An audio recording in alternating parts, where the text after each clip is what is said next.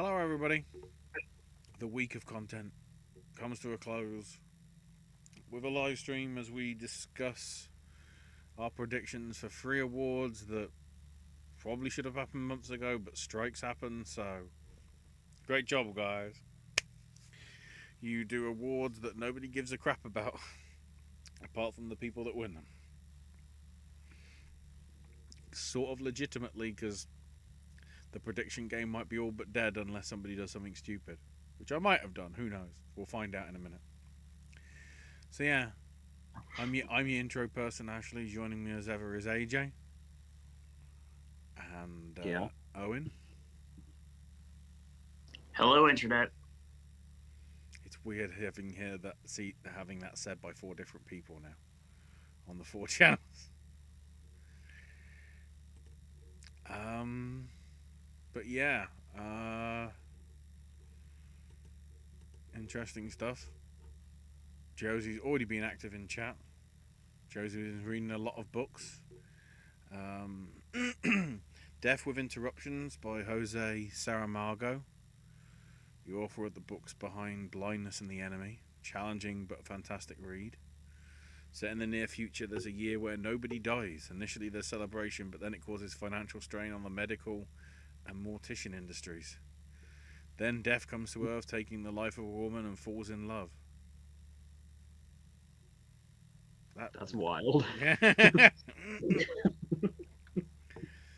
I read Tales of Falling and Flying, short stories by Ben Lurie. Surrealistically absurd short stories, good stuff. I'm almost done reading Playing Beatty Bow, an Australian juvenile fiction novel by Ruth Park. I nearly said Beetle Bow because I have had it under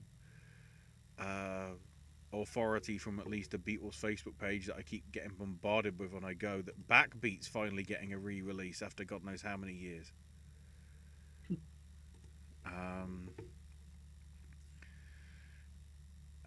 Question for me: have you read any of Gaiman's short stories from his collection Trigger Warning?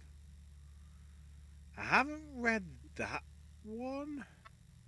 There was a couple of books that he did for either World Book Day or World Book, well, not World Book Night, but like there has been a few short things that I've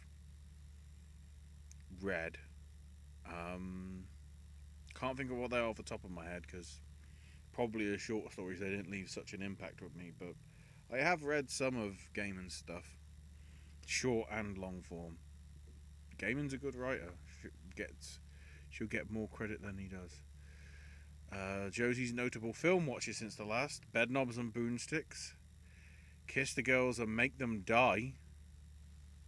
That sounds like it's a Russ Meyer film. Especially because it's 66.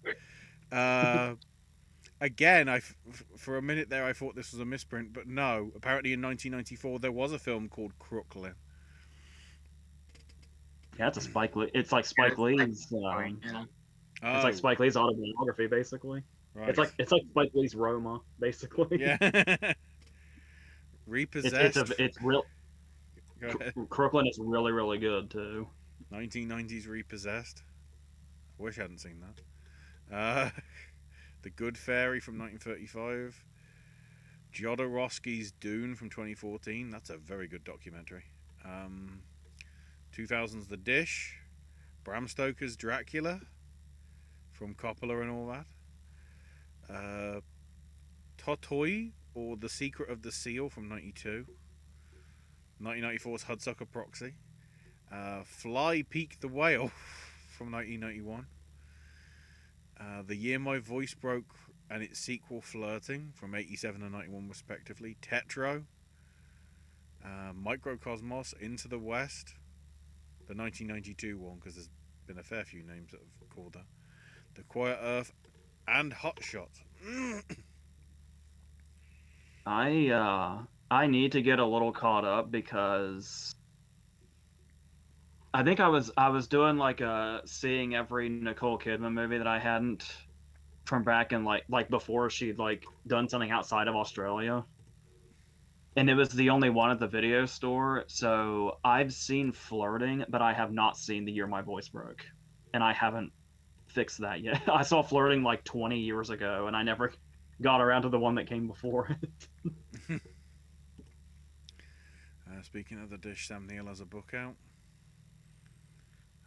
I love The Hudsucker Proxy, one of the Coen brothers' most underrated films.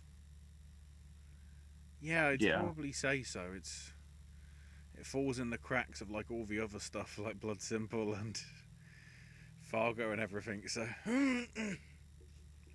When I was in when I was in Wilmington, I saw a few of the filming locations also, and the tour guide told this really awesome story where these people, just like these tourists, were walking around, and there was a guy that looked homeless sitting on the sidewalk. So they went over to like give him coffee or give him money or something, and it was Paul Newman on a break from the Hudsucker Proxy. wow. Little bit of trivia regarding it, other than the big, well, one of the ones, but of it being the opening film of Cannes from 30 years ago.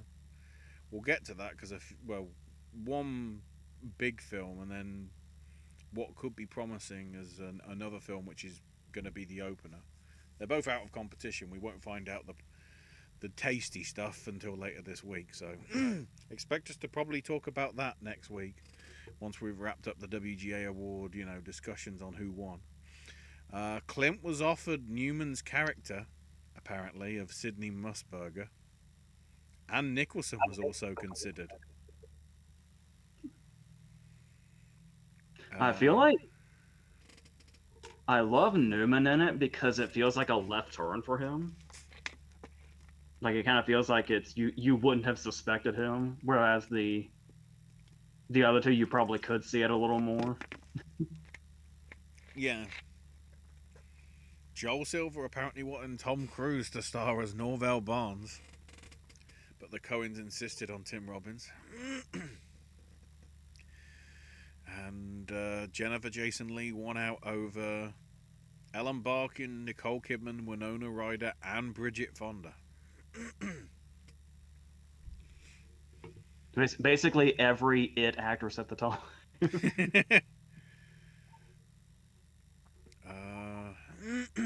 As of 2020, it was the only PG-rated movie directed by the Coen brothers. All the others were R or PG-13. And the name Hudsucker, and I've got the line, "If the frog had wings, it wouldn't bump its ass a hopping," got carried over into from Raising Arizona.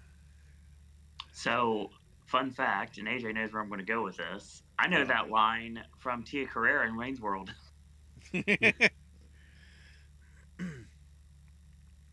Dr. Hugo Bronfenbrenner, the psychiatrist who evaluated Norville for the board, was likely named after the famous developmental psychologist Uri Bronfenbrenner. Interestingly, Robbins and Lee would appear in Stephen King adapted movies straight after this, with Robbins obviously being in Shawshank Redemption, and Jennifer Jason Leigh and Dolores Claiborne. And Jennifer and Newman co-starred in Road to Perdition. That's right. How the hell do we have Repossessed trivia? Linda Blair shared she loved making the film, or at least somebody did. She experienced a lot of stress making The Exorcist and appreciated getting the opportunity to spoof it. I mean, didn't we see that last year? With whatever the fuck that Exorcist film was? It was released only a month after Exorcist 3. God, really? Pretty crappy. Wasn't it? But that was two different opportunities for Linda Blair, because for this one she got to do a parody of it, and for Exorcist the Beginning she got to literally walk on the set and then just immediately leave after shooting for 10 seconds. So that must have been satisfying too. In addition to Linda Blair being in The Exorcist, Ned Beatty also appeared in Exorcist 2. What would an exorcism by Paul Atreides or John Constantine be like? Well, Paul Atreides would insist a giant worm be there for no apparent reason. Constantine, I don't know. I'm also Could you to be fair, I'm could also you intrigued as to what Priest would do. actually with Paul would be interesting because could you use the voice on a demon and just tell it to leave? Yeah, that's a fair point. The Exorcism of Paul Atreides would make an interesting movie. I'd also like to see the exorcism of his mother, Jessica, too. And then the water of life should be banned by the FDA. That's no way to talk of liquid death.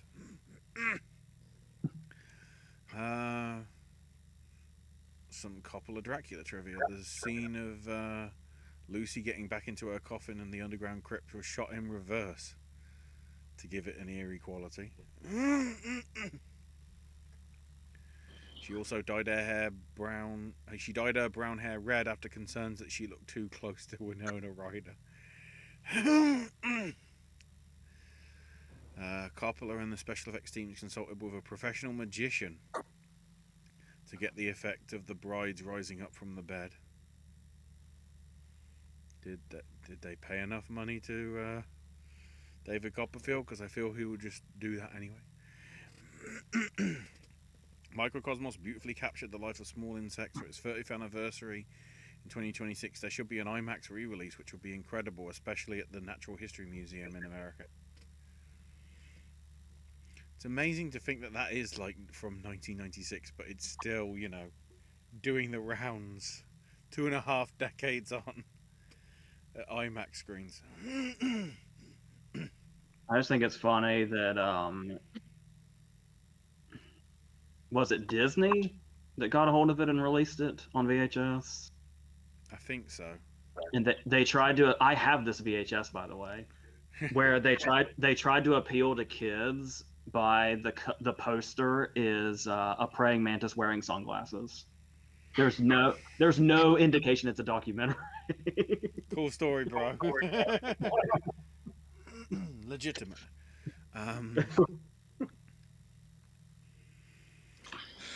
The last Oscars films that Bryu saw since the last Popcast or rewatched are Invictus, Capote, Chicago, Tropic Thunder, Flags of Our Fathers, The Hurt Locker, Cold Mountain, Pursuit of Happiness, Crash, Monster, Requiem for a Dream, Catch Me If You Can, Brokeback Mountain, Memento, Mystic River, Eternal Sunshine, Julia, Monsters Ball.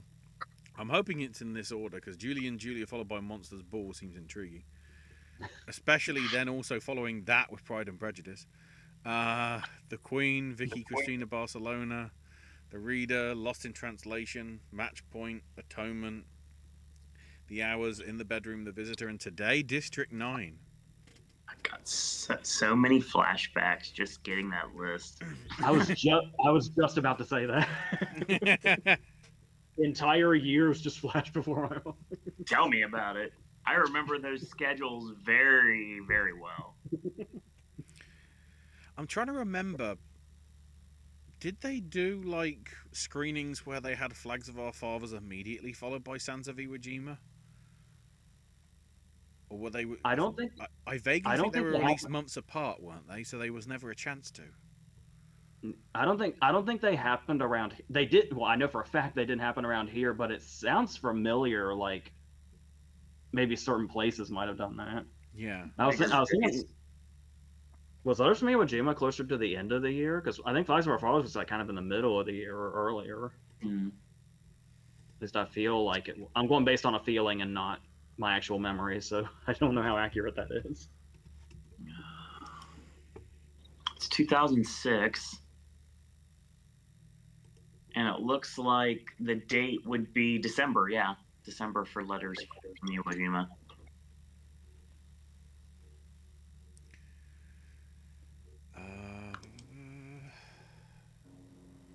Josie, following on from the Microcosmos, speaking of insects and Microcosmos, favourite bee scenes in movies? It was October, AJ. So it was October and December. So it legitimately could have happened somewhere. For some reason, my memory had it so much earlier, like in the summer. I don't know why. They're literally 2 months apart to the day from each other. B scenes in movies. Well, define the term favorite here. My Girl. So I was gonna say, like, probably one of my favorite movies with a B scene is My Girl, but the scene itself I wouldn't call a favorite by any means.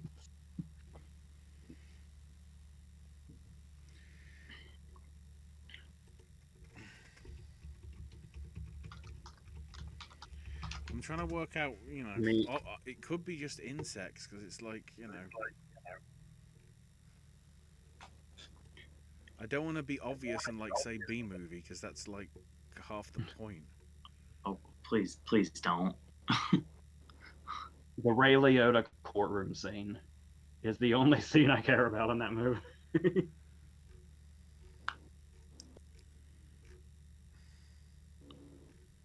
Tommy Boy. Even though there's technically no bees in the scene, still bee related. Yes, it's B adjacent.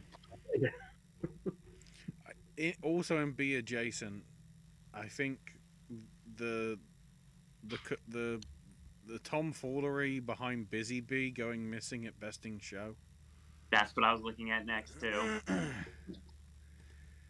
Because, you know, otherwise it's just, oh, look, it's that scene from Mogo. Oh, look, it's insert scene here from B movie. Oh, look, it's not the bees from The Wicker Man. It's like...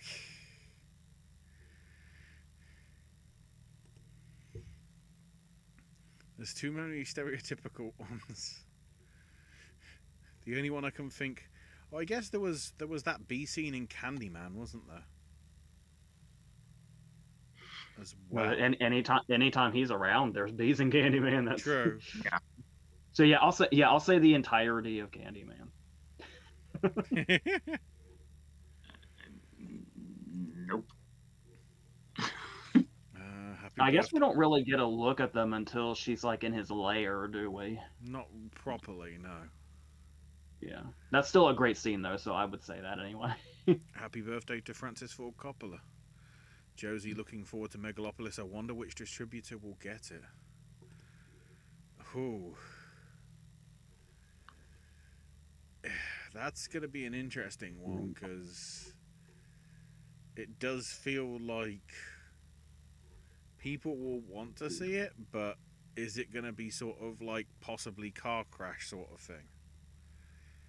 I was gonna say, if he wants to go old school, he'd look into Paramount, but yeah. But that means it probably get put on Paramount Plus or Apple, because they'd need the money to some extent.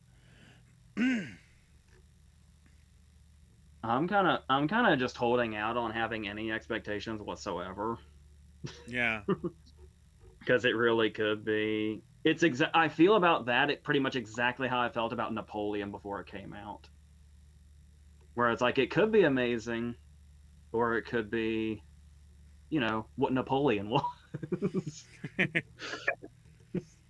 That's about right. I don't know. I still believe there had to be something intentional about Napoleon's absurdity. Yeah. I feel like at least some of that was on purpose. Between Night Bitch and A Real Pain, what do you think will be a bigger priority for Searchlight come the award cycle? Ooh.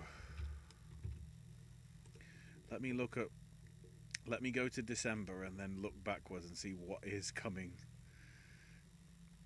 from Fox Searchlight, if anything.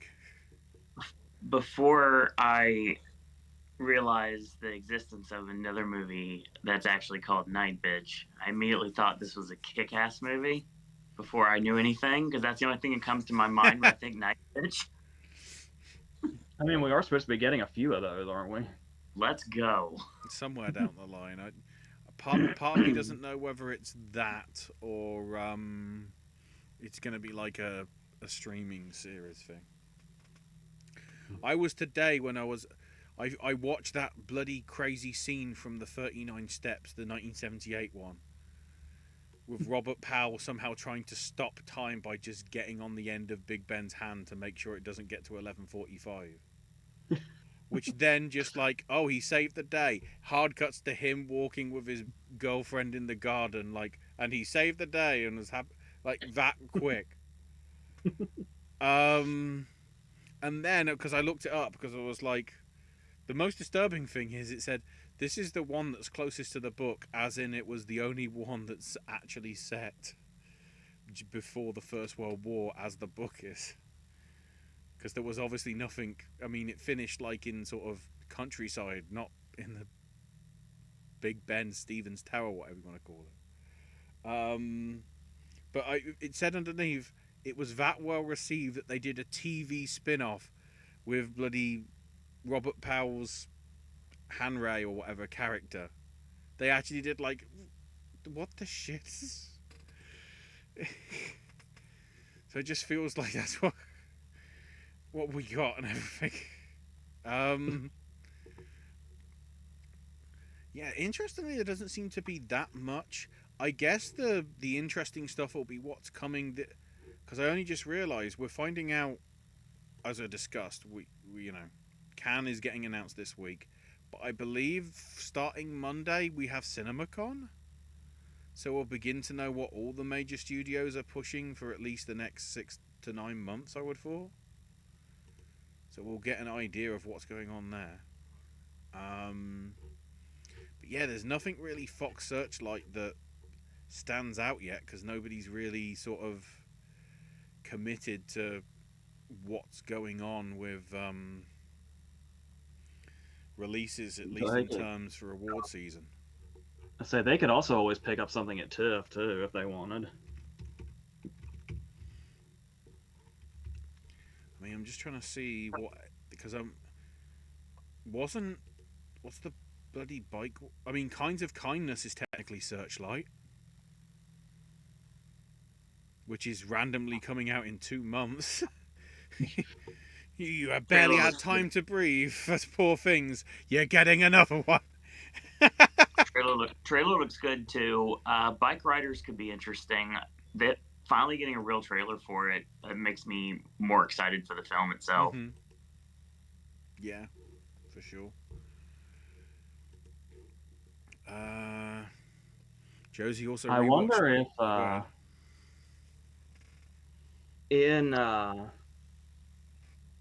let's assume, I mean, in a hypothetical scenario, Dune 2 wins makeup.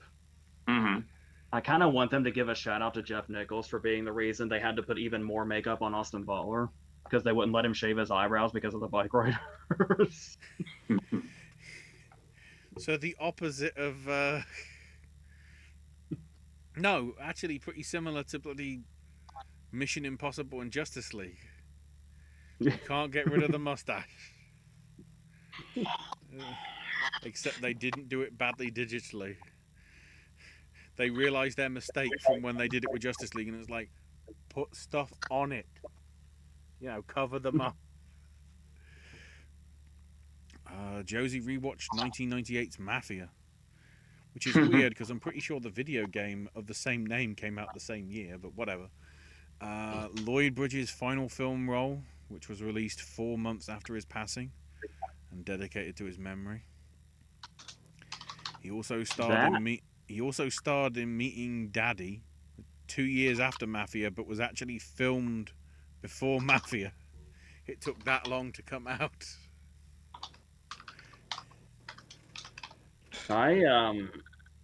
I hadn't seen his Seinfeld episodes or like Airplane before that, so Mafia was actually my introduction to Lloyd Bridges. Oh, blimey. If I remember correctly. Sounds logical. Italian-American... Oh, go ahead. I'll say before High Noon also. But an Italian-American group tried to boycott the film's New York premiere as they felt it was demeaning to Italians. I mean, isn't a lot of films, if it's about the mafia, going to be sort of demeaning to Italians? Because no. Italians are mafia to sort of. Not Not to mention, not only is it mafia related, it is an airplane style parody. So it's going to that's have why it's all. got the exclamation mark. Yeah. Movie used to play on FX like every other week. Lloyd Bridges previously worked with Coppola, having directed Lloyd and Jeff in Tucker, The Man and His Dream, which premiered in theatres about 10 years to practically to the day before Mafia did.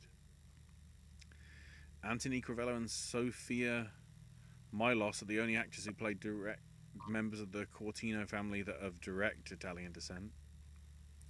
They both go to show up in significant stuff in The Sopranos as well. Pastore had already acted in the pilot episode, which was filmed in 1997. Or no, the pilot? Are we talking the pilot to The Sopranos or the film The Pilot?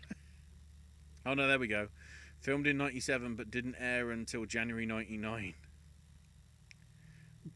That was in the can a long time. That's something I also found out today. The guy that wrote Woke Up This Morning has not watched an episode of The Sopranos in his life. Even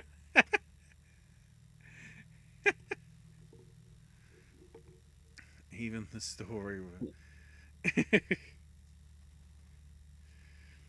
If Don Corleone and the Corleone sons, the three Goodfellas and Tony Soprano were all stranded on an island together, who would have the greatest chance of survival? I'm still stuck on the fact that the guy that wrote one of the greatest TV theme songs of all time has not seen the show it's attached to. Yeah.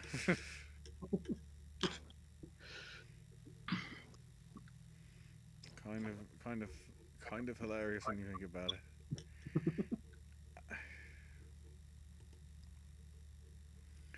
I mean, I can't talk.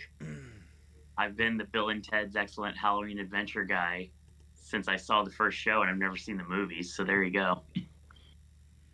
I've been too scared to watch it, to be honest. Not because of anything in the show, more due to the fact I hate listening to my own records. I'm too much of a perfectionist and always end up thinking I should have done that bit differently. We originally wrote it as a 10-minute acid house track with blues samples. Good lord. And of course it did chart originally in the number 60. And of course that was the time when they literally had the X-Files theme at number 2 in the charts. Ironically this week back in 1996. So. Bry says, and Bry also says get to WGA at this point. I think we'll do so after your question thing here. AJ, you said back in the movie club on Confessions of a Dangerous Mind, you thought that I was going to hate Eternal Sunshine. No, I find it a masterpiece. Lost in Translation's also a masterpiece as well. So, you know. I don't even remember saying that, but I mean that's good. That's good to know, though. I did complete one category in the Big 8, supporting actor for 2002, and Bry thinks Newman should have got it for Road to Perdition. It was a good supporting role, to be fair. Yes, very much. There was a fair few, to be fair. Right, so WGA time. It's an interesting one.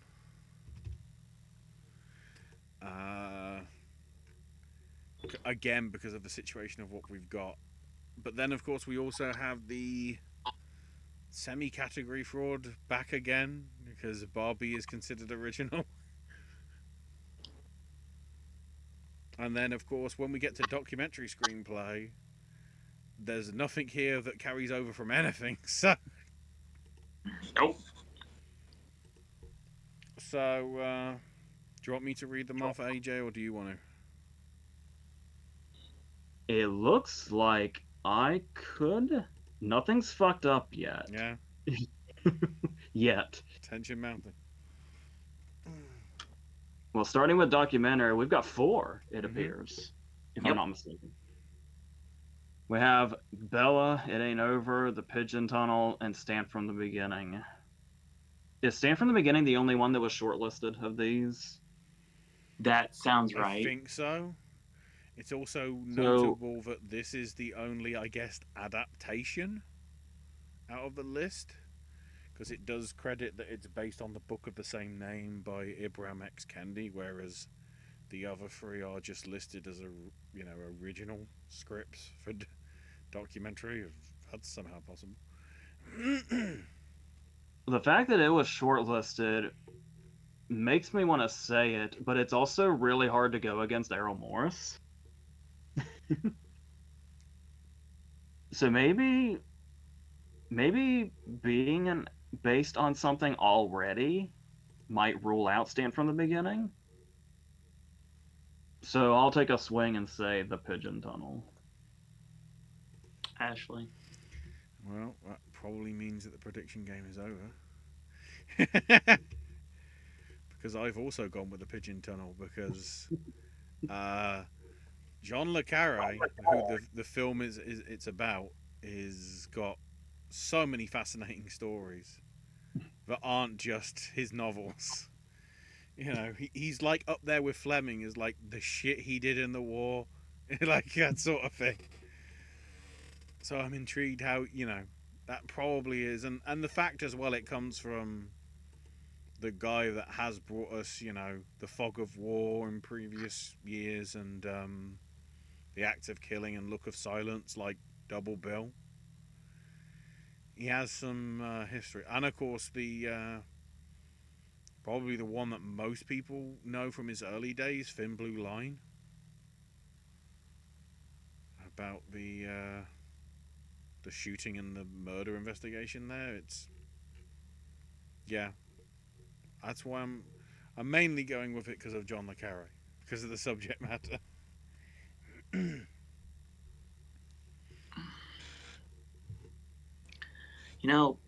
There was a time I actually thought I might win this year, and then it just kind of continued 2023.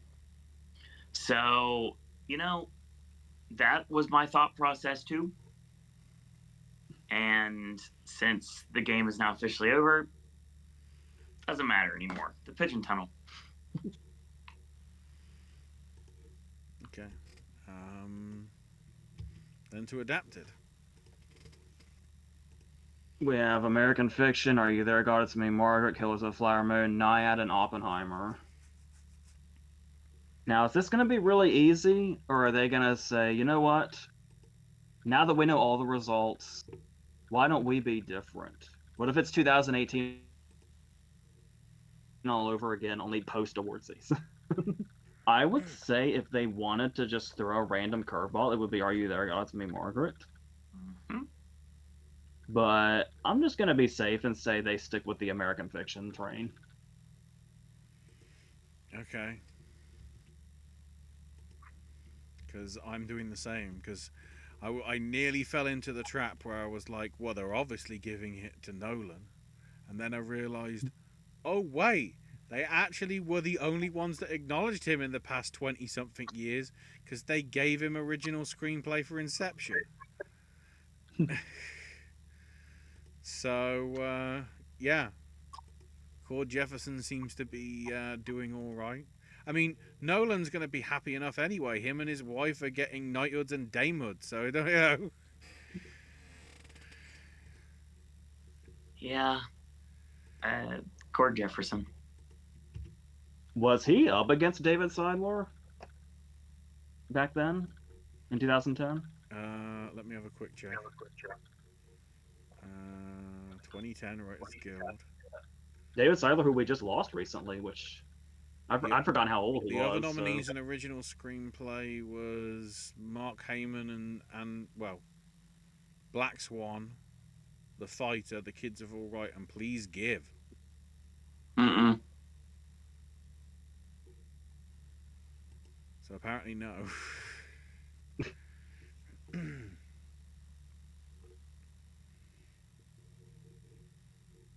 All right. Barbie gets to annoy my predictions one more time. For original, we've got Air, Barbie, The Holdovers, May, December, and Past Lives. I mean, you immediately want to say The Holdovers. Because I really still feel like The Holdovers was really close behind Anatomy of a Fall in the big race. For sure. But after watching Barbie get its ass kicked through award season, is that guilt trip gonna finally kick in? I think I'm gonna stick with The Holdovers, but it will kind of be hilarious if Barbie finally wins after award season's over. That is partially why I said it. Because but at the same time, like, you know, I can actually foresee any of these 5 winning, because the way people were talking about Air's script means I think that's in a stronger position than it has been in previous months. May December has obviously had it going with debut screenplay at The Spirits, and you know, that was widely well received as well. Same with Celine's song script for Past Lives, and same with Hemingson's Holdover script. So this is one where Barbie is the hilarious answer, but at the same time, there's nothing there that I don't think isn't deserving of a win if it does get it. As again, partially Barbie would be my only doubt because of category fraud, but it's a strong list at least. That's a good thing. There's nothing here where I'm going, like, when we look back to 13 years ago and I looked at that and it said please help, I'm like, what the hell is please help? At least with these 5 films that are in here, I've heard of them. Well, I will still stand by, I'm really glad the guy that initially wrote Air got the credit, but it will forever bother me that Affleck and Damon don't have credits on it, because they rewrote so much of it. Mm-hmm. Like Viola Davis and Marlon Wayans, and I think a lot of Chris Tucker also, are all in the movie after their rewrites.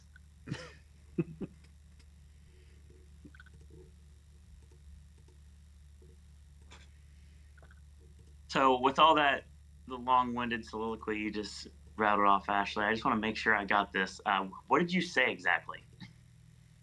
I'm going with Barbie just for the paradox of it. This being the only original screenplay thing it wins, when it should have been adapted all along, and then it lost to Oppenheimer. Yeah, Hemingson seems to be a safe bet here. Conversation's already over, so it doesn't really matter at this point what I go with, because I still lost. So, you know, screw it. Barbie. Okay. I just mentioned Anatomy of a Fall a second ago. Just throwing this out there, if I ever seem distracted, what we can see, but nobody else can see, is the Discord, where Ashley posted a picture of Snoop at the Oscars clapping, and that's what I've been looking at this whole time. It's just sitting here right under you guys. Okay. I just can't see any of these things because I'm doing it on a phone, so it's not even an option.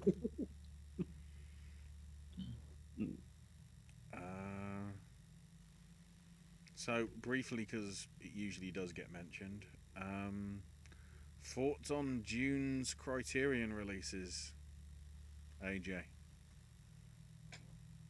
Let me pull that up again. I know one of them. For off those the top of my head. So I we have. I feel like a lot of them are just reissues, aren't they? I think most of them are, yeah, because June the 4th is Fear and Loathing in Las Vegas. June the 11th is Rainer Werner Fassbinder's Queer Owl with a crazy ass cover. There's too much baby oil. Then on June 18th, we have Victims of Sin and probably the long awaited re release of Bound. Yes. And then on June 25th, one of these I think is under the whole, releasing documentary, so it's not Criterion Collection directly. But we have Orlando, My Political Biography, which just looks like a kid that's having a rough put on them. But the two interesting ones, Barry Jenkins' Underground Railroad gets a physical release, as does a re-release of, or I guess a repackaging to some extent of Blue Velvet. Yeah, it doesn't look like there's anything. The only thing it may be is it's a 4K digital restoration. The only new stuff. That would make sense. I also love that if you don't know the context, you don't realize that Bound's cover's kind of a spoiler. Oh yeah. True. That's a pretty crucial scene. To say the least. True. Very true. Other little bits. We know that Greta Gerwig is the main jury president for Cannes next month. And the only two films that we know so far that are showing, and both are out of competition. We've got I guess following on from how well it did, 9 years ago, George Miller's bringing Furiosa and Mad Max Saga to Cannes. And then the intriguing one is Quentin Dupieux's film, The Second Act, which will be opening the festival. A meta-comedy about actors in a doom film production featuring Lea Seydoux in or one of the lead roles at least. A young woman who brings her boyfriend to meet her father. But then it says it's a meta-comedy about actors, and so I'm like, so is the plot like the plot of the movie that's in the movie? Like, I guess Synecdoche, New York kind of thing. Oh, I had to click on his name. Quentin Dupieux. I know as Mr. Wazzo, the guy behind the flat beat music, behind that Levi's commercial with that weird fucking yellow puppet from 25, 30 years ago.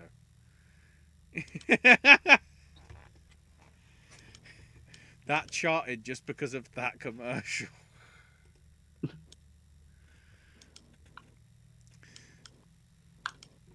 So, wow, that's, January 1999. So it's literally 25 years old, that track.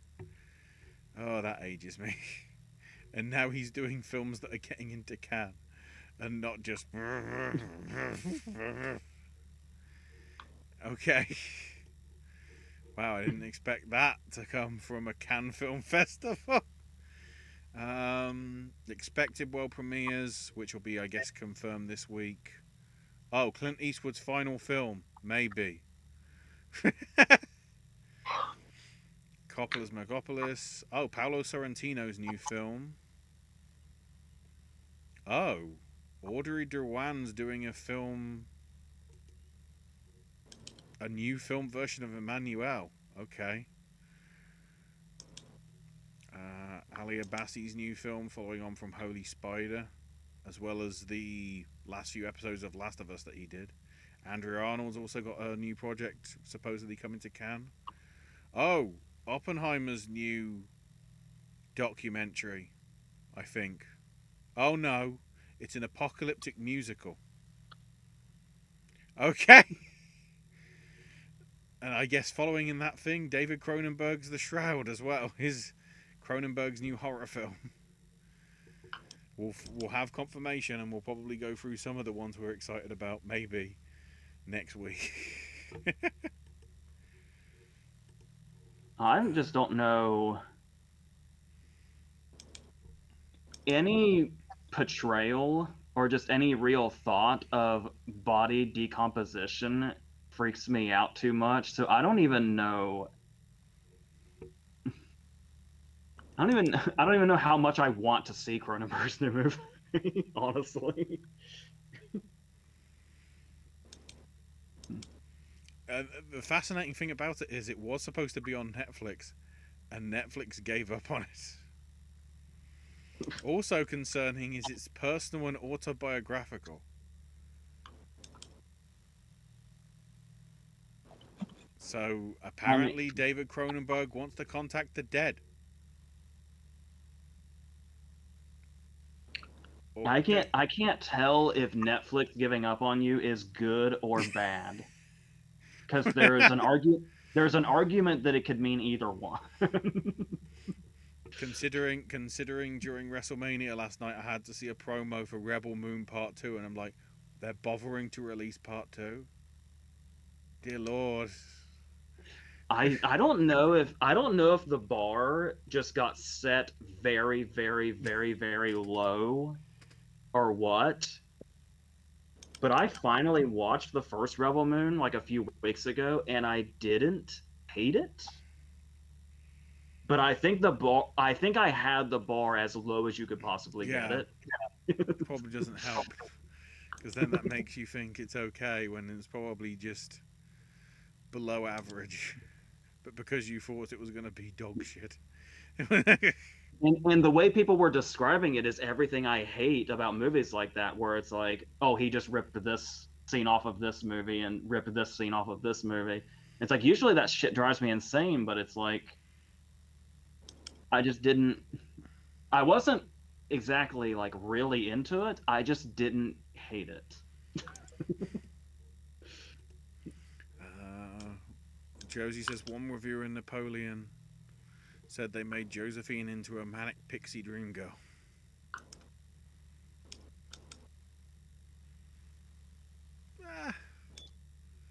Then again, she was always said to be sort of the more lunatic of the two of them. People, that's really one of those terms that people throw around a lot, to the point that I don't even know what it means anymore. Oh, and also, fun fact from Josie, the last time a Mad Max and an Alien film released in the same year, Coppola released a masterpiece that had a troubled production period. So no pressure, Coppola. You have to live up to 45 years ago. I guess we're talking the original Mad Max, Alien, and Apocalypse Now Mm-hmm. Yeah. in '79. That's a wild piece of trivia. Spencer Reed says The Conjuring still slaps. Which one? The first one? Because like the rest sort of like gradually were okay. They should do an anthology film about the things in the Warrens' basement.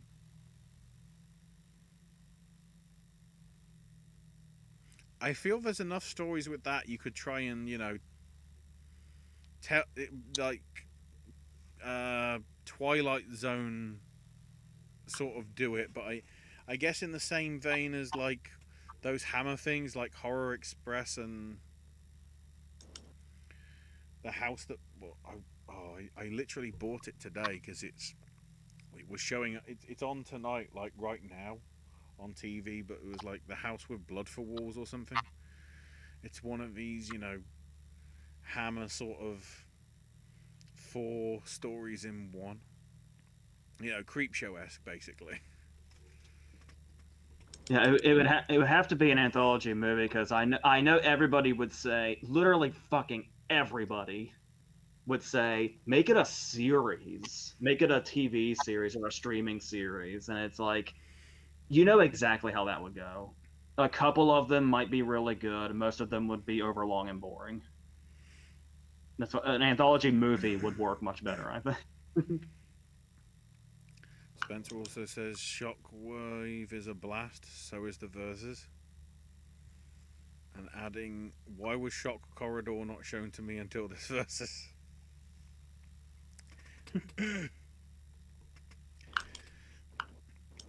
Bry's predictions for the WGAs are stamped from the beginning for documentary, American Fiction for adapted, and Barbie for original. Josie has a buy one, rent one, lose one. In honor of Monkey Man, it's titles that have alliteration in them. Okay. So, your list. Oh, God. Sort of. Oh, it actually is in alphabetical order here. Gotta find it. We have Angela's Ashes, Beauty and the Beast, noted as being the original animated one. Oh, man. Boxcar Bertha. Oh, this is easy. Never mind. I'm good. Captain's Courageous. Gone Girl. Jeremiah Johnson. Manhattan Murder Mystery. Marathon Man. Rambling Rose. And Tinker Tailor Soldier Spy. As in the, again, ironically, the one that's literally on TV now. The Thomas Alfredson one from 2011.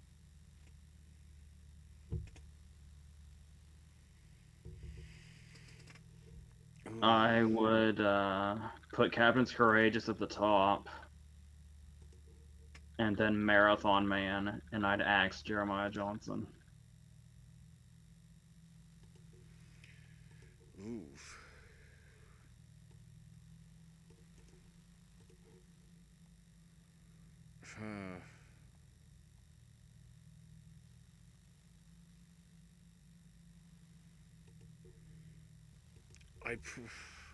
If I had to get rid of one personally, maybe Boxcar Bertha.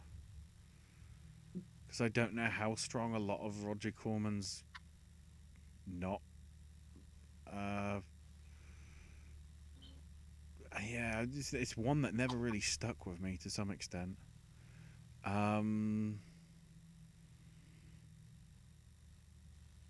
I would buy Marathon Man, and I would probably rent Tinker Tailor Soldier Spy. Just for the ending bit on loop of the La Mer being sung. Just the way it ends like such a bloody chat show end. When he comes in the chair and the music like da da da da da da da da da. I feel then as he's looking at the camera, he's going to say, "My first guest tonight." Like it was.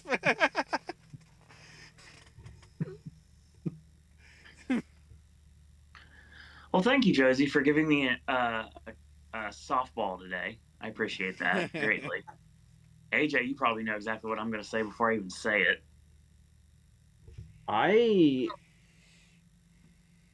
disliked not putting Beauty and the Beast in there, but I had to go with those other two, so I assume that's one of the directions you're going.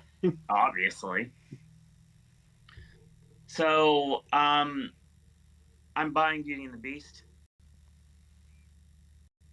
I'm definitely going to rent Gone Girl. And AJ wasn't able to pick Beauty and the Beast, but I was. Ashley picked something else that I would trash because I just wasn't a fan. So yeah, my goodbye is Tinker Tailor Soldier Spy. Maybe if I watched it now, I'd like it more, but when I remember watching it originally, I just wasn't a fan.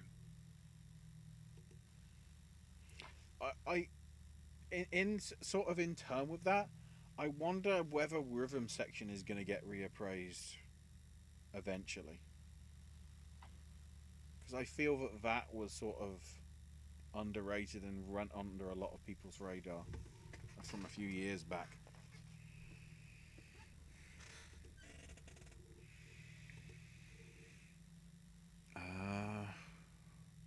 thoughts on... Spencer says thoughts on Matrix Resurrections and the fact that Drew Goddard is apparently directing the 5th one. You're going to have to go back and watch the video I did for Resurrections because I don't remember.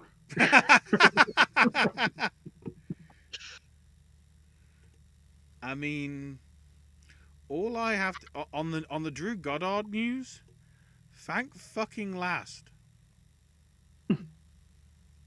It's been 6 years since Bad Times at the El Royale, and we haven't seen anything from him movie wise since.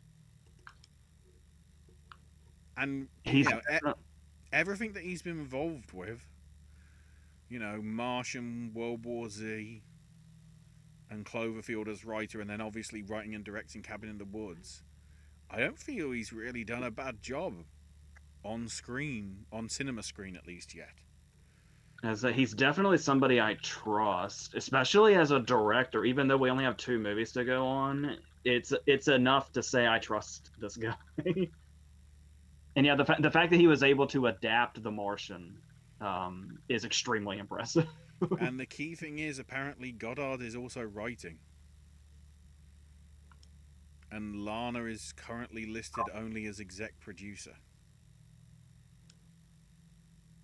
Yeah, so I'm not going to get necessarily excited over a new Matrix movie, but I'm in, like, it won't completely be off my radar either just because of it. Excitement isn't the right word, but it'll be interesting to see what a fresh pair of hands and eyes to the concepts of it will bring. Especially somebody trustworthy, because this is one of those things where if you just threw it into the hands of anybody, there'd be like a 95% chance of disaster. Yeah.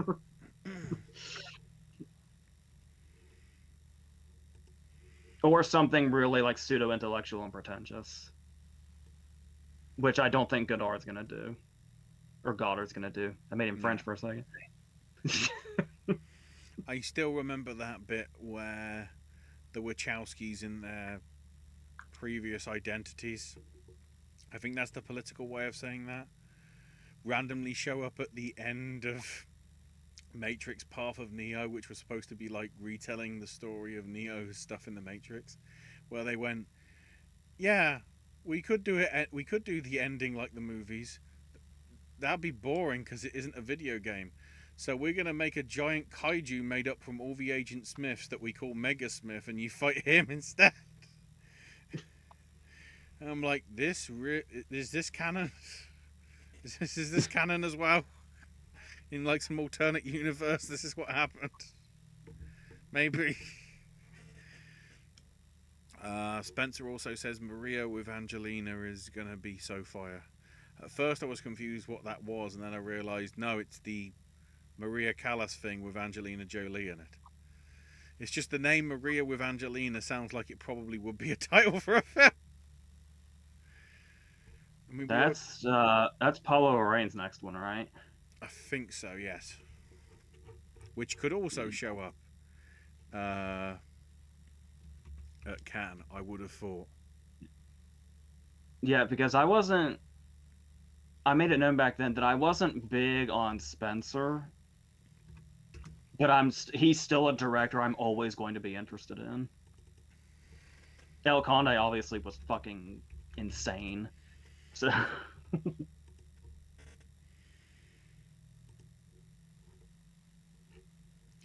and then he's obviously still got he's got like an endless visual flair to him that only seems to be getting more insane as he goes. So and apparently there's a possibility that we're getting Angelina Jolie's directing again with Without Blood, like a war drama thing with Selma Hayek or Selma Hayek Pino, whatever we're going to call her this time.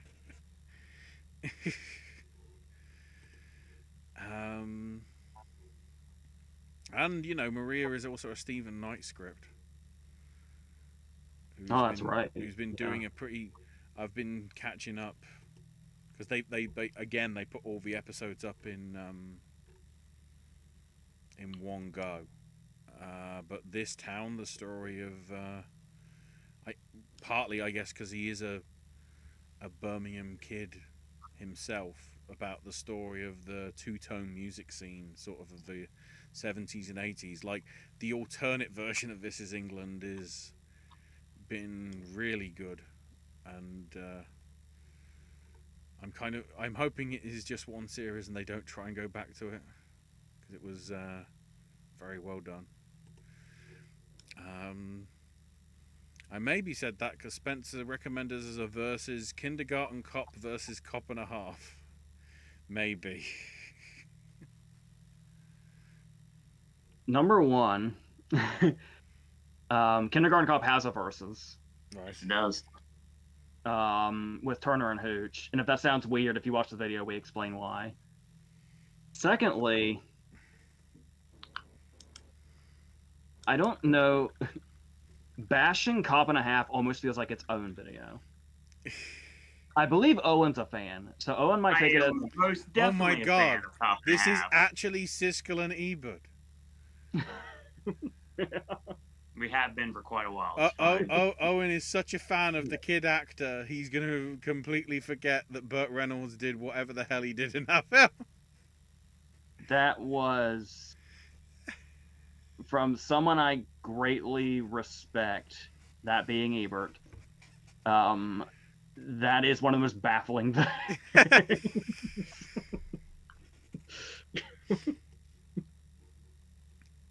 That kid's delivery, man. What do you know about quid pro quo?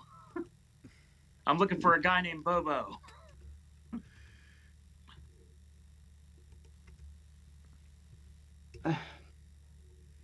It is funny. That's actually really weird that the actual versus is Kindergarten Cop and Turner and Hooch, and he suggested Kindergarten Cop and Cop and a Half because of the whole story of Henry Winkler was directing Turner and Hooch and basically got fired, and then he actually directed Cop and a Half. Yep.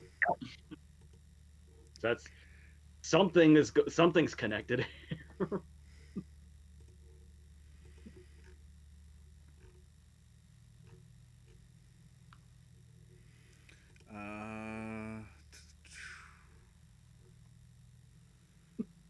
Bryce says, little update, I haven't started my Oscar movie marathon of this past season 2023 yet because there's a few films not available digitally.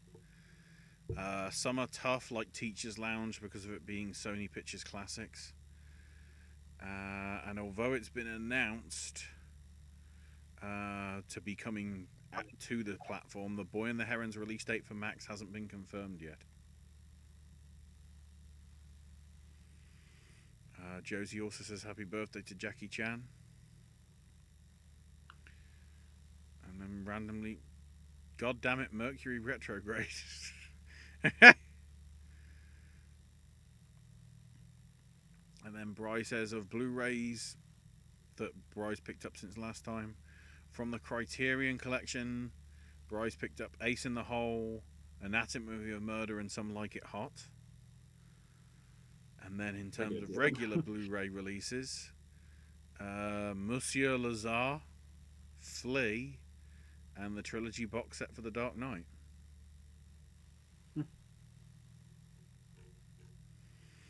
Joe said, had a great time with you guys chatting. Goodbye. Happy Eclipse. Speaking of Eclipse, how would the people of Doom react to the eclipse? There'd be a lot of screeching, probably. I feel like they would see weird shit in the sky all the time. Yeah.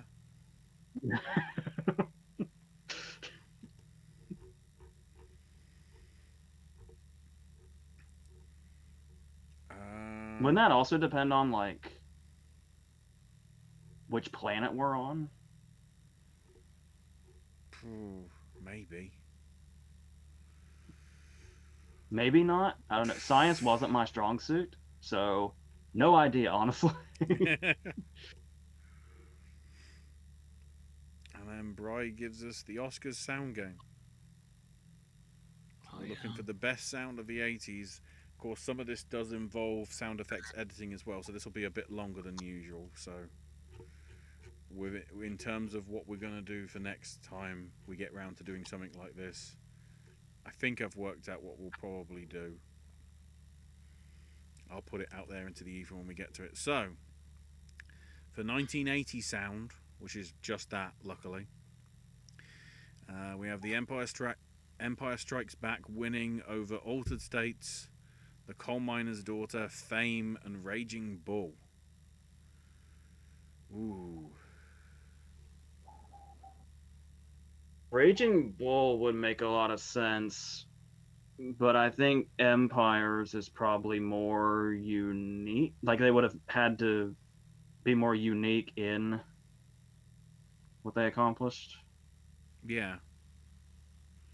Yeah, I would stick with Empire Strikes Back on that list.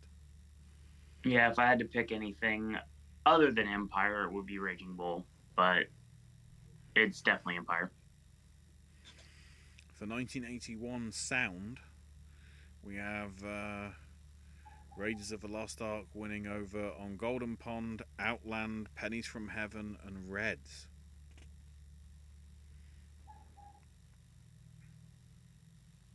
Not a particularly exciting group there. Mm-mm. For this category, I mean. I guess Raiders I think Raiders is really overrated. We've had that conversation. But I guess by default, it's the deserving winner, I guess. I might edge it to Pennies from Heaven because I feel Raiders was really more about sort of the effect stuff, which we'll get to in a minute. Because that'll be a brief talk. I'm not really. Musicals and the sound category are... It's harder to decipher for me, anyway. True.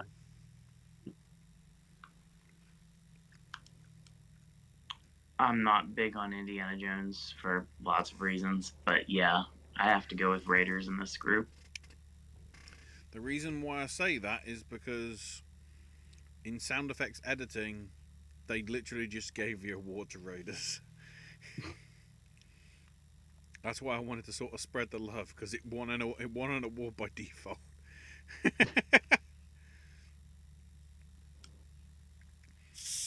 Yeah, I mean, with all the things that it did, it sort of did make sense that it was...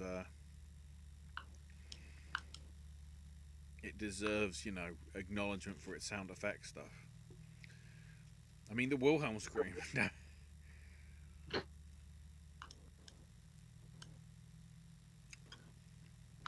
So, for 82, we do actually have choices here again.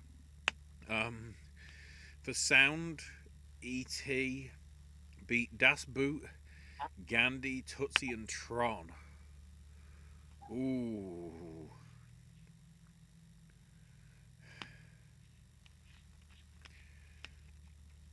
That goes in so many different I want to actually think about it, because my instinct is to just automatically say E.T., but that's because E.T. would be my favorite movie of the group. Mm-hmm.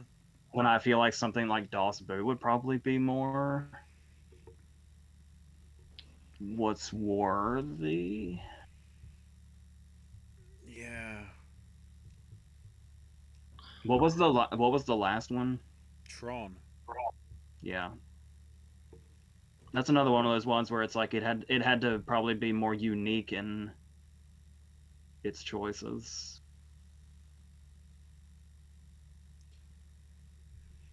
I'd probably say Das Boot, though.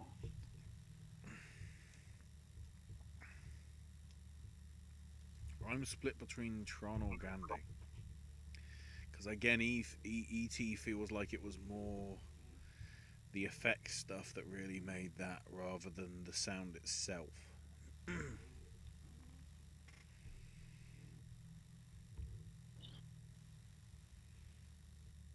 Owen? I'm gonna go with E.T. Speaking of that I was trying to think. Oh, go ahead. I was trying to think of bits where E.T. has like really standout sound, and the only things I can really think of are like I guess the noises E.T. makes would count, and Peter Coyote's keys are pretty significant. Other than that, it's just kind of. Because E.T. did pick up sound effects editing, beating out Das Boot, and then the new one to the list here, Poltergeist. Like, more Spielberg.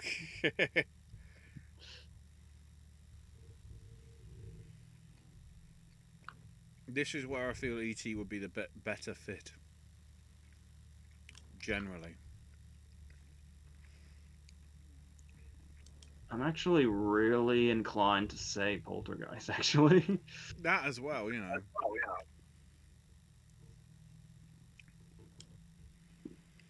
Maybe I will. I'll do it. Why not?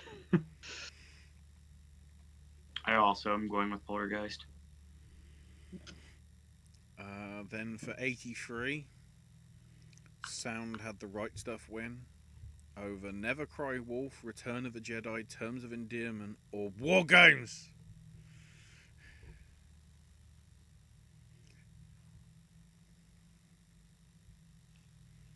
I mean, I would say it's the right stuff seems like one of those ones that's just like a no-brainer. Even though I'm really thinking about Return of the Jedi also. Mm-hmm. But I think the right stuff is it's kind of the no-brainer choice, so Yeah, I think right stuff is the right choice.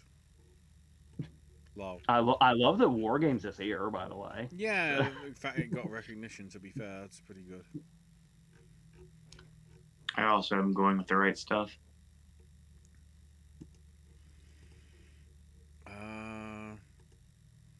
And then another short one. The right stuff getting sound effects editing over Return of the Jedi. Again, makes sense, I would say. That's appropriate. I don't think much more needs to be said. So 1984, sound was won by Amadeus, beating out Dune, the original one, A Passage to India, 2010, and The River, which I might as well mention here, got knowledge as part of a Special Achievement Award for sound editing. For some reason. I don't know how dramatically big sound effects editing was with it. Did they do something special for all the bloody water? Like, what? Well, there again, obviously Amadeus isn't a musical, but there's a lot of music in it.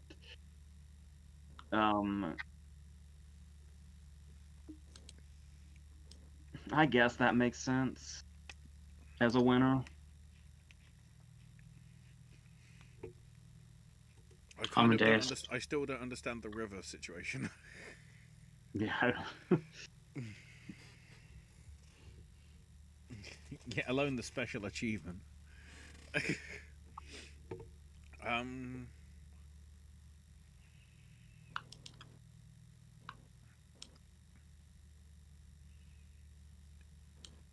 I'd say Amadeus was right, but Passage to India deserves a nod. Because practically all of David Lean's work has got some good soundscapes in it. That's one thing he always tried to get right. Not just the visuals, with something, like Lawrence of Arabia and anything, but he tried to get the right sound atmosphere on things as well. So that pretty much is what you need to do to get best sound at an Oscars. So. Yeah, because another thing you think about with Lean is the scores in his movies, and don't how the scores are handled play a hand in sound mixing? When sound mixing becomes a thing, yeah. I think I was always under the assumption that even though it's just sound and sound editing at this time, I basically took sound as sound, basically sound mixing. That's what it sort of was, to be fair. Yeah, because when you separate editing from it, I mean, what are you left with? Well, because, like, what's fascinating is sound mixing is what... yeah. Sound mixing only got established as a name in 2003. So basically, it's gone backwards by now being called Best Sound, but that's because it also now envelops editing as well. So that's, sound, the term sound mixing, at least in terms of Oscars, is only about 20 years old. But yeah, basically it's what was mixing. And what was sound effects editing sort of became sound editing. So in the 2000s, so it gets confusing. They've renamed it so many times. It's like, yes, no, maybe.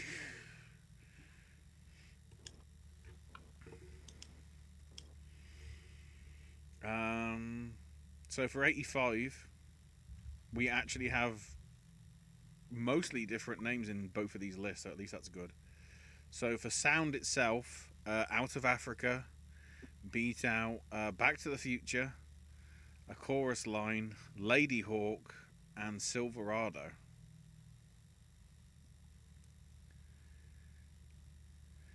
Maybe I'm only saying this because now you could say the sound effects in Back to the Future are iconic. Like, if you were to hear them isolated, you would know what movie they're from. Yeah. And that would make a difference to me. So with my knowledge of Back to the Future in 2024, I would certainly say Back to the Future is a no-brainer choice. There's not much in general I could tell you about Out of Africa. Yeah. I don't think Chorus Line is as strong as like other musical films for it to sort of win out here. And how Silverado made it in here, thanks for coming. Lady Hawk, I guess, makes sense with the sort of the hawk itself and everything. Or the representation of the hawk, at least. I'd probably stick with Out of Africa, because, again, Back to the Future is more the effects that you sort of are things, and we'll get to effects editing. Spoilers, it won. But, Owen. I'm going with the Chorus Line. Oh, okay. That's fine. And then on effects editing, yeah, Back to the Future 1, beating out Lady Hawk, and Rambo First Blood Part 2. Because, yes, a ton of explosions was enough to get it an Oscar nomination.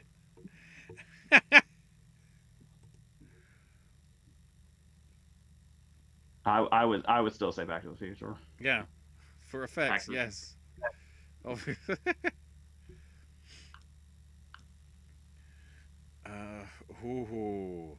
An interesting one for 86. Platoon, what got best sound, beating out Aliens, Heartbreak Ridge, Star Trek 4 The Voyage Home, and Top Gun. Good list. It's a really good list. I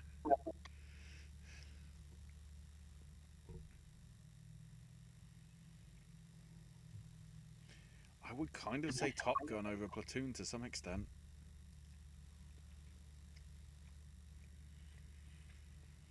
Aliens really sticks out too. I might have to say Aliens, actually.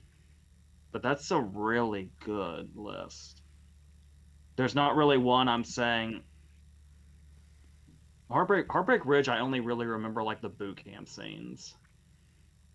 I don't remember what else was in that movie. But there's none I'd like oust immediately. So no.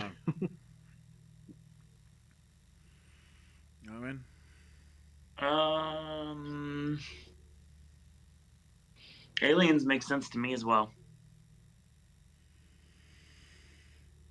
On sound effects editing, this is the one that Aliens did when beating out Star Trek 4 and Top Gun, and I think that's right. Like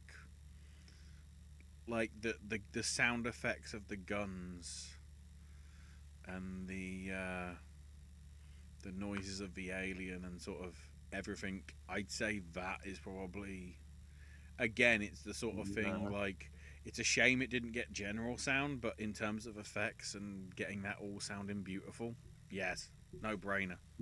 It should have won. The suit also.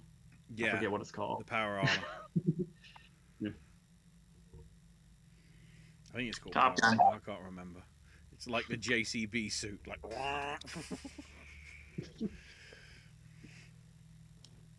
That's where they got the inspiration for it in Godzilla X Kong. They're like, stick a power loader on his arm. There you go. Speaking of the junk, I'm going in a little bit of a different order here, just because it's another one which is a special achievement award, not because it wasn't competitive. Sound effects editing in '87 went to RoboCop, as it probably should have done. Yeah. It also did get nominated in Best Sound overall, along with Witches of Eastwick and Lethal Weapon and Empire of the Sun, but all lost out to The Last Emperor, which is a tough list for all the wrong reasons, because it's like, again with RoboCop, it effects feels right, but like in terms of general soundscapes for the 5 of them, there kind of isn't anything that dramatically stands out. Really? The first thing I thought of thinking about RoboCop's sound was the fact that when he's walking, you can hear his weight. Mm-hmm. And that's really impressive. I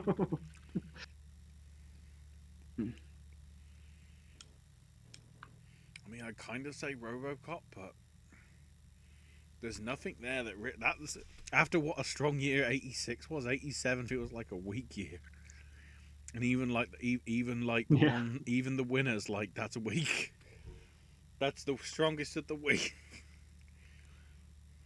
And it's one of those ones where it's like,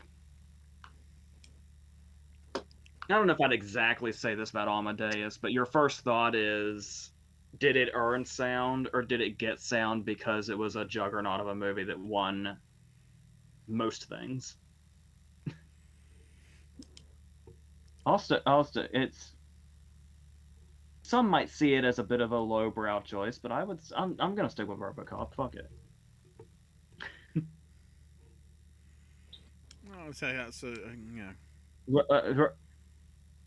RoboCop is actually much smarter than you might think, given not just its sequels, but the other movies of its kind you might be thinking of. RoboCop is much smarter about what it is.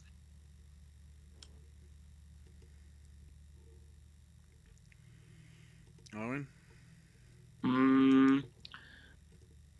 My intention immediately is the same problem AJ seems to be having too, is like going with the movie that they like versus the movie that might be the correct answer. And that's a problem I've been having here. So the first thing that jumped to my mind was Witches of Eastwick, but then again, that would be the one I liked, not the one that I would give it to. So yeah, I feel like I must concur, even though I've tried to like spread the love throughout this year with this contest, but in this case, I don't feel like I can. Both go to RoboCop. I wish I loved the Witches of Eastwick more than I do, because it's honestly a wild ass movie with just a wild ass, like, it's one of those movies that you kind of can't believe exists. Not to mention the fact that George Miller made it. But obviously because of its climax, I have a lot of beef with it. That's fair.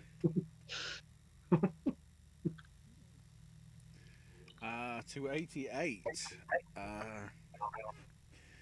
where we have Bird beating out Die Hard, Gorillas in the Mist, Mississippi Burning, and Who Framed Roger Rabbit.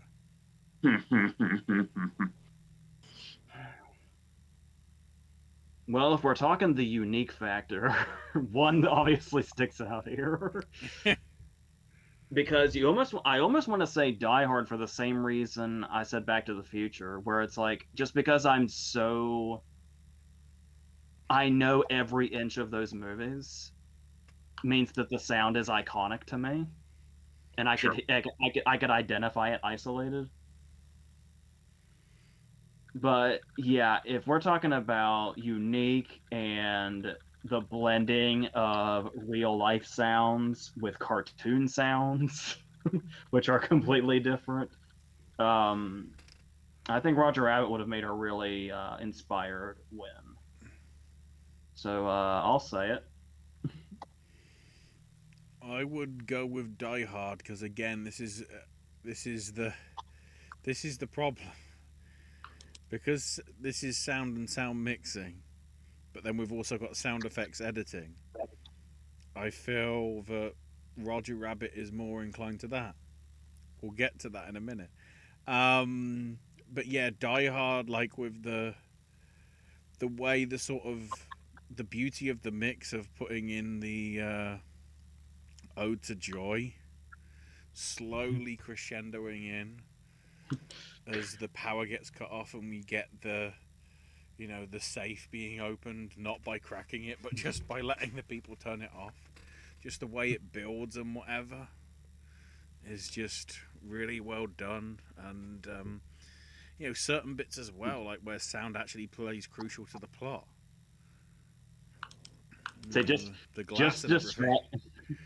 just describing that moment, it's like you're just reminding me how much I love Die Hard.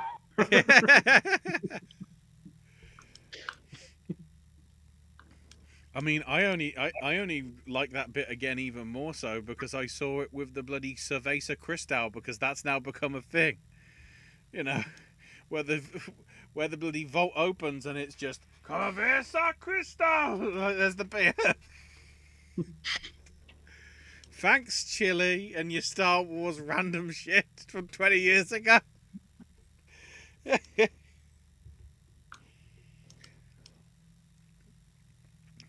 But yeah, Owen. And obviously, it's Roger Rabbit. Come on. It's me we're talking about here. It's Roger Rabbit. So this is where I can properly talk about Roger Rabbit here, because in sound effects editing, it beat out Willow and Die Hard.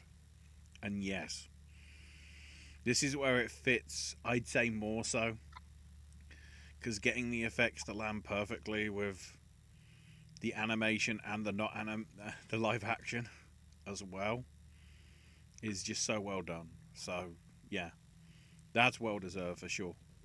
I wouldn't change that.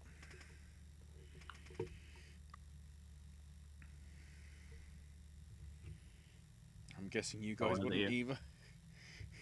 I'm just doubling up on it. So yeah, I feel like, again, if anybody that's been following with us for the decade we've done this plus now, I will probably know I don't know the difference between editing and mixing. I don't pretend like I do. So I usually just kind of split it up based upon what makes sense in my head. If something's nominated for something twice, it's not going to win one most of the time when it comes to me. But yeah, once again, I must concur. Roger Rabbit for the win. And then 89. We have Glory getting the glory, beating out The Abyss, Black Rain, Born on the 4th of July, and Indiana Jones and the Last Crusade. That's another good list, I would say. I'm trying to think about it, but my mind immediately wanted to say The Abyss. I kind of like the soundscape that we get from Black Rain. I think that's a very underappreciated Ridley film compared to everything that really came from between like then and the 90s. That sort of it felt like it was trying to be sort of like a Heat, but actually meets Blade Runner, because of course it was the neo-noir sort of futuristic thing, but it also felt like actually grounded and not like too head in the cloud sci-fi like Blade Runner or something like that. So I personally go with Black Rain, but there's, I'd say, an argument for four of them there. Indiana Jones, again, I feel is stronger on effects. We'll get to that. I'm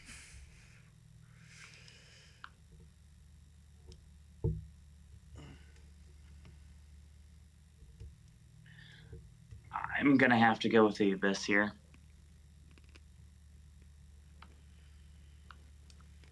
It's really hard to go against Cameron in the tech category. Luckily, you won't have to for sound effects editing, because Indiana Jones and the Last Crusade beat out Black Rain and Lethal Weapon 2. I think this is where I was. If it was here, I was gonna. This is where I would have leaned towards Black Rain probably. So that's probably what Okay. I'll say here. Because that's where I think Last Crusade sort of works.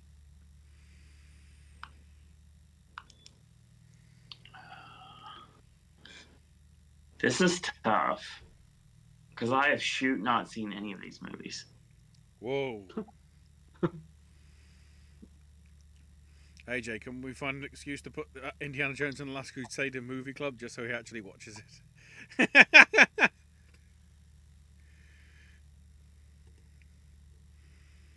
I want to see Owen lose his shit about Sean Connery scaring off birds with an umbrella. Yeah. I would Just say, amen, Liz, okay? I would say you don't need previous movie context much. Yeah, to some extent, really, all the Indiana Jones films sort of stand alone. Isn't the Black Rain movie the one with Meatloaf in it? I don't remember him in it. He's in something with a title like that, but I don't recall what it is. Black Dog, the truck movie That's with Patrick Swayze. No, that's completely different movie. Black Rain's the one with Luis Guzman before he became the man of Paul Thomas Anderson But for about Black 10 Rain years. Do you remember a poster where Michael Douglas looks like he's a Blade Runner? That's Black Rain. And just to feed that even further, Hans Zimmer did the score for it, which I think was one of his first movie soundtrack things. I think. Yeah, I was gonna elaborate on the Indiana Jones movie standing alone thing. mm-hmm. Because there's that whole thing where Temple of Doom actually takes place before Raiders, but nobody notices. Like, it's like, I feel like that was one of those things where, like, it was something people eventually found out, and it's like, oh, I didn't know that, and then it was like, people just know that now.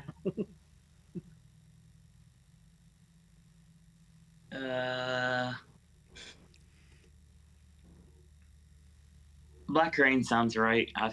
Even though the first thing that popped in my head was Lethal Weapon, but Maybe Another- was a good point also. yeah, well, Because I think two. Well, I guess that's all. I was gonna say two has more action than one, but that's probably something you could have figured out even not having seen it. All I vaguely remember from 2 is diplomatic immunity. That was said way too many times in that film.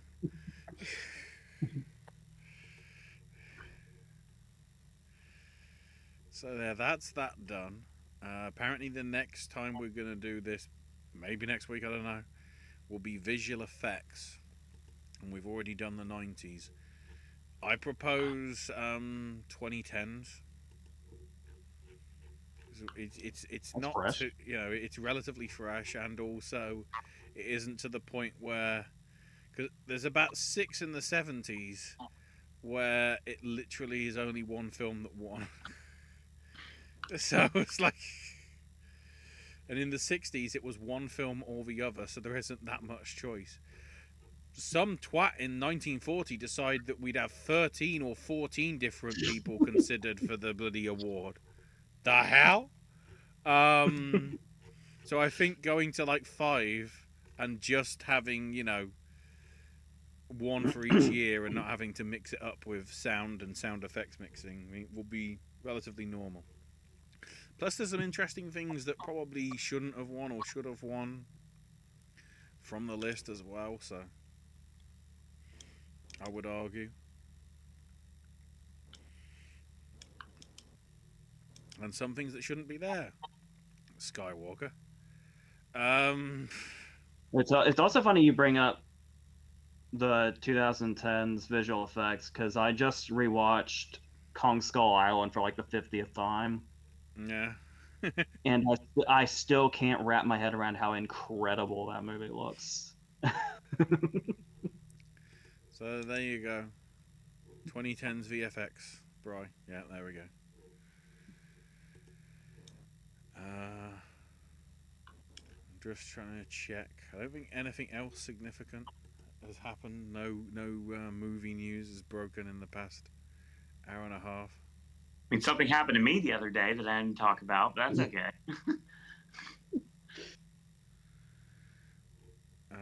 So I think if you want to do the outro, Owen, and explain what's coming. Yeah, I got you. So, we have embarked on a new voyage when it comes to content on the network. You'll notice when you get Sip and Snack videos in the near future, whenever that may be, that there's a lot of things I'm putting on with push the algorithm, because obviously if that's not the case, then you're not going to know these videos exist, or people don't know this videos exist unless you hit that notification bell. I know it seems like I'm begging for views. We're really not, honestly. It's just it helps the channel in the long run, and AJ and Ashley put so much into this that it would be great if more people could see what they put their work into. If not, again, we appreciate you joining us every single time we do a show here. So next week will be our coverage of WGA and the winners. We'll toss out a QA as well. After that, there's nothing on the horizon when it comes to live shows. They'll come up eventually. There's not a schedule for them. We continue 8 days of straight videos tomorrow because AJ returns with his first movie review in a long time. It's really funny that one of the first questions we got was about bees. Given what tomorrow's video is. Not the bees! We got 3 videos on AJ's movie reviews coming this week, and AJ will be back the week after for another. We got lots of reviews coming, so AJ's going to dive in. It'll probably be. There's the 3 movies that are on the video tomorrow, and the one that's just Dune 2 by itself will probably be not long after that. Nope. Ashley has been providing various content, like his Isaac Runs, gaming content. His snack stashes will be sporadic as well. That's going to be coming your way. I put up some voices content from the day after my birthday last year. So yeah, one of the only bright spots of 2023, which is still going on. Needless to say, that was a fun video. So if you like the Voices of Liberty content, then check that out. If not, then don't worry. We've got Sip and Snacks coming soon.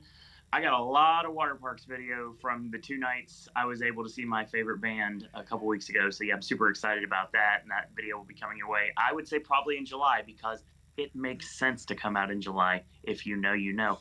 That being said, also, so anything else on the channel is just going to be a surprise. So we guarantee you 3 a week, but we won't guarantee you whom, and we won't guarantee you that there may or may not be more. So I guess you'll just have to wait and find out. And I think as far as we know, whenever the next movie club is, it's still going to be Rent. Yes. It's just whenever that is. Haven't completely decided that yet. We aren't purposely trying to make you 525,600 minutes, you know. Yes. We're not purposely doing it. No. But sooner rather than later, it will be happening. Movie Club will be back eventually. Monthly QA shows, no. But I will say that there will be live content for you guys and girls out there. And don't worry, in just a couple months, we're going right back in Oscar coverage. So there you go. We're only 4 months away from going back into the awards season. So there you go. If you're wanting that kind of content, get all that you want and then some. And we're not like killing Q&As or anything necessarily. No. Just kind of, I think we're gonna have to get back into the mood for it. Is what it is. Yeah. Correct. I mean, that's why we're probably gonna have to fill the time next week, so it isn't just us talking about the WGAs for about 10 minutes and then just finishing the thing. That's why I'm saying we'll probably discuss what gets announced for Cannes. I would have thought, and maybe if anything interesting from CinemaCon gets revealed. Sure. We obviously, I doubt the trailers will get made public because they usually don't. But we'll be able to know what the people saw, so we can at least generally discuss them in case there's something that is mildly interesting. I don't know. The cardboard things I've already seen for Gladiator 2 makes it look cheap, and that's not a good sign already. Here's a bit of cardboard that says Gladiator 2 on a statue. Good job. So we'll finally put the awards season to bed next week. Mm-hmm.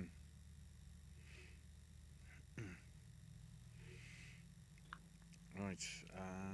So yeah, we'll be back live next week for some more Q&A and some analysis of WJ and whether they are truly off their tits. Who knows? I don't know whether there's anything. I'll have to double check in terms of if there's anything further down the line, as in other categories on Writers Guild that I'm going to be interested in. I'll have to look into it more. But go ahead. I heard some noise. That's confused me. Owen, do you want to do the outro? It's your thing. Yeah. Do what you want to do. Do. So yeah, so AJ, of course, will be found weekly here on Popcast Network once more with more AJ's movie reviews. Versus will be returning in the fall, when hopefully I back in the fog again. Yes, I said that grammatically incorrect. I do not care. Fingers crossed for the best. So AJ also is going to have more content coming your way when If comes out. Speaking Bluntly will return. So that's going to be a fun thing to talk about down the line. And Fall Guy as well. So I think the Fall Guy is before If? It is, 100%. So that's going to be happening. Plus, AJ also has come up with other segments on a whim in the past. So I would say that will probably continue. So more content from AJ is coming soon. Ashley's content will be sporadic, and he will put up various gaming videos, the Isaac runs, and snack stashes. You can find him on Twitter at AshesMyNameUK. And if you want to follow me on Twitter, it's at Sir Owen Disney. Check out the network on Popcast Network on Twitter as well. I will post on at Sir Owen Disney every single time we upload. As a matter of fact, the second a video is posted on the channel, I immediately upload it to Twitter so everybody can check it out. So if you don't have notifications on, you're still going to know when we're going to do videos because they'll go right up on Twitter. So there's that. That's going to be your show for tonight. I want to thank everyone for joining us tonight. Shout out, of course, to the greatest band on the planet, Water Parks, for finishing the Sneaking Out of Heaven tour. So it officially ended last night in Los Angeles. I wish I could have been there. Maybe someday I will be. It was an amazing 2 nights. And again, maybe 2023 can finally end soon. I guess we'll have to wait and see. That being said, I want to thank you guys and girls out there for watching. And, oh, yeah. Tortured Poets Department's coming out soon too, so we're super excited about that here, at least on my end, and I'm sure some of you watching this are too. So get your Taylor on as well. That being said, I want to thank you guys and girls out there for watching, and until next time, boys and girls, that's all we got to say about that. Duo frogs. Lizard is massive.